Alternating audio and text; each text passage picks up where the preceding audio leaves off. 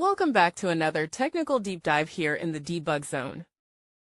Today we're tackling a big question and breaking it down with insights from other users. Hopefully this clears up some misconceptions and helps you get the answer you need. So buckle up, stay a little curious, and let's jump right in.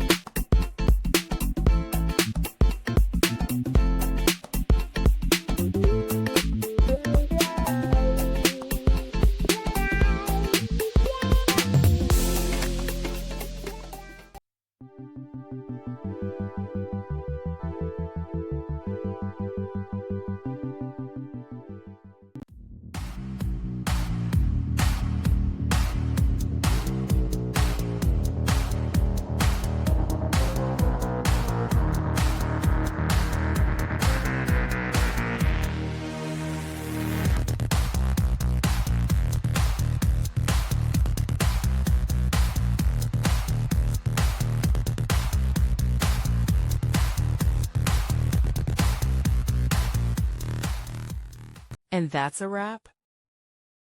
I hope you found the answer you were looking for. If you did, take a second to hit that subscribe button. It really helps out. And let me know in the comments which solution worked best for you. See you next time in the debug zone.